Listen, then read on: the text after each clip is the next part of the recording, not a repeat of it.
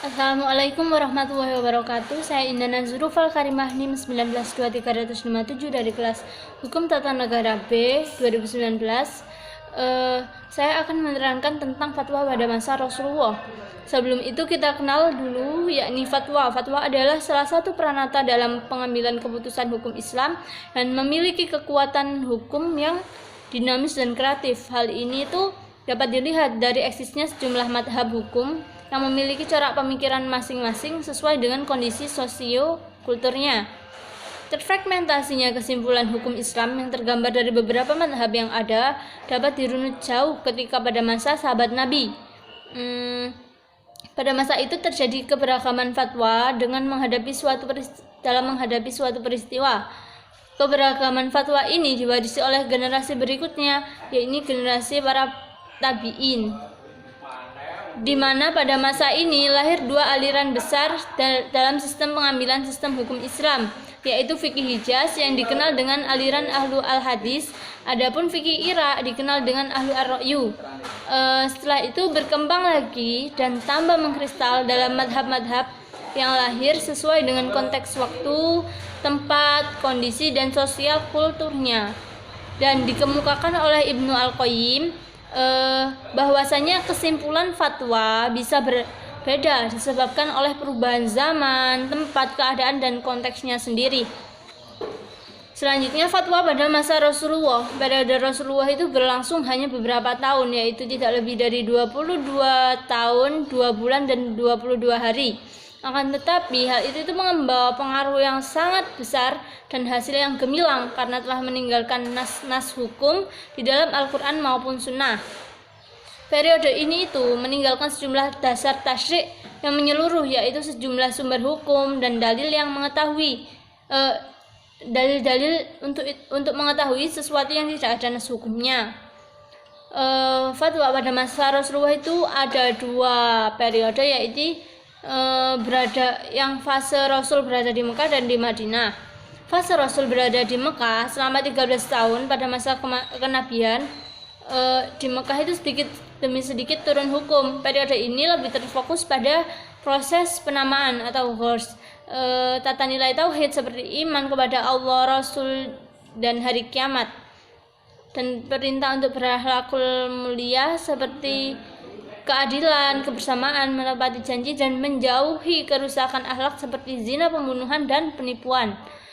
Kebanyakan ayat Al-Quran itu meminta kepada mereka agar menggunakan akal pikiran, karena Allah itu mengistimewakan manusia dengan akal yang tidak dimiliki oleh makhluk lainnya, agar mereka itu dapat mendapatkan petunjuk kebenaran dari dirinya sendiri atau rasionalitas. Mengingatkan mereka agar tidak berpaling dari ajaran Nabi, agar tidak tertimpa azab seperti umat-umat terdahulu yang dia itu menistakan Rasul dan mendurhakai Allah. Pada awalnya Islam itu berorientasi hanya untuk memperbaiki akidah, sehingga bila telah selesai tujuan yang pertama, maka Nabi itu melanjutkannya itu dengan meletakkan aturan kehidupan atau tasyrik.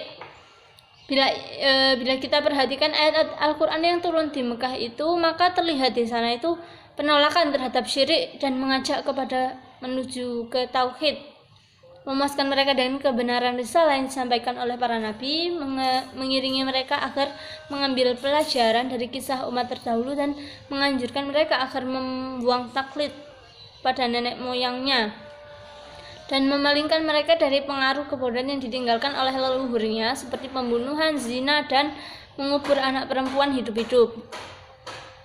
Pada masa ini Al-Quran itu hanya sedikit memaparkan tujuan yang kedua, sehingga mayoritas masalah ibadah belum disyariatkan kecuali secara setelah hijrah. Ibadah yang disyariatkan sebelum hijrah erat kaitannya dengan pemeliharaan akidah, seperti pengharaman bangkai, darah, dan penyembelihan yang tidak disebut nama Allah. Dengan kata lain, periode Mekah merupakan periode revolusi akidah untuk mengubah sistem kepercayaan masyarakat jahiliyah menuju penghambaan kepada Allah. Suatu revolusi yang menghadirkan perubahan fundamental, rekonstruksi sosial dan moral pada seluruh dimensi kehidupan masyarakat.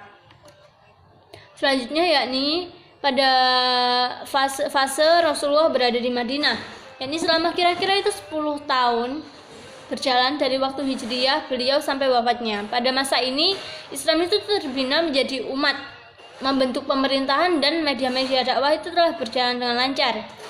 Pada fase ini periode Islam sudah kuat dan berkembang dengan pesatnya. Jumlah umat Islam pun sudah bertambah banyak dan mereka juga sudah memiliki suatu pemerintahan yang gemilang. Keadaan inilah mendorong perlunya mengadakan tasyri' dan pembentukan undang-undang untuk mengatur hubungan antara individu dengan bangsa lainnya. Untuk mengatur pula hubungan dengan bangsa yang bukan Islam, baik pada waktu damai ataupun pada waktu perang. Adapun periode Madinah ini dikenal dengan periode penataan dan pemapaan masyarakat sebagai masyarakat percontohan.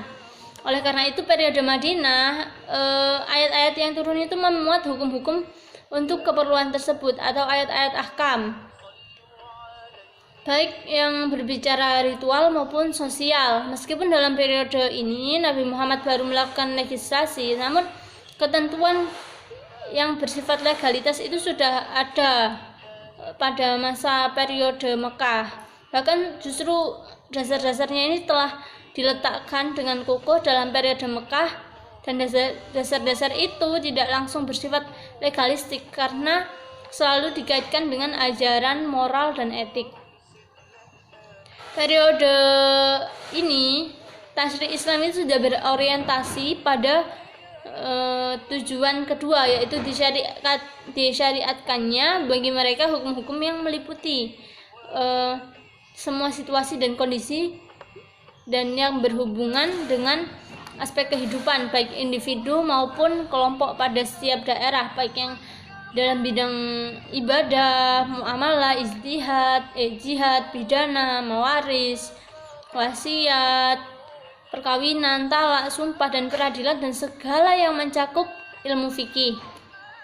Proses pembentukan hukum pada masa kenabian itu tidak dipaparkan secara peristiwa-peristiwa, menggambarkan kejadiannya, mencari sebab-sebab pencabangannya dan kodifikasi hukum-hukum sebagaimana masa-masa akhir yang telah dimaklumi.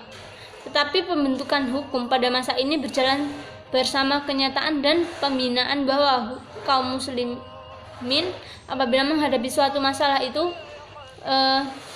harus dijelaskan dengan hukumnya.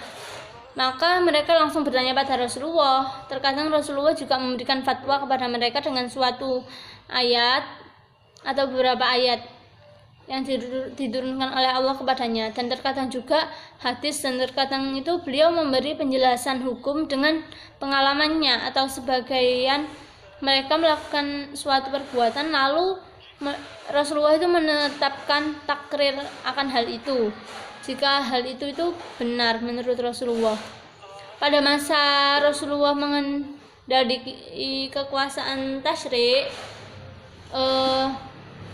pada masa Rasulullah, pengendali kekuasaan tasyri' itu ya Rasulullah sendiri. Tidak ada seorang pun umat Islam selain Rasulullah yang mensyariatkan hukum dan pada suatu kejadian, baik untuk dirinya maupun orang lain. Segala sesuatu yang berkaitan dengan hukum Islam langsung ditanyakan dan diberi putusan oleh Rasulullah. Dan tidak ada masyarakat yang berani melakukan ijtihad sendiri. Rasulullah itu memberi fatwa, menyelesaikan persengketaan, menjawab pertanyaan-pertanyaan berdasarkan beberapa ayat Al-Quran dan yang diwahyukan oleh Allah kepada beliau, dan tidak jarang pula dengan cara ijtihad Rasulullah yang bersandar kepada ilham dari Allah atau bersandar kepada petunjuk akalnya. Hukum-hukum yang dikeluarkan oleh Rasulullah kemudian menjadi tasyri' bagi umat Islam dan merupakan undang-undang yang wajib diikuti, baik hal itu bersumber dari Allah maupun dari ijtihad Rasul sendiri. Perundang-undangan pada masa Rasulullah itu bersumber dari dua hal, yaitu wahyu Allah dan ijtihad Rasulullah.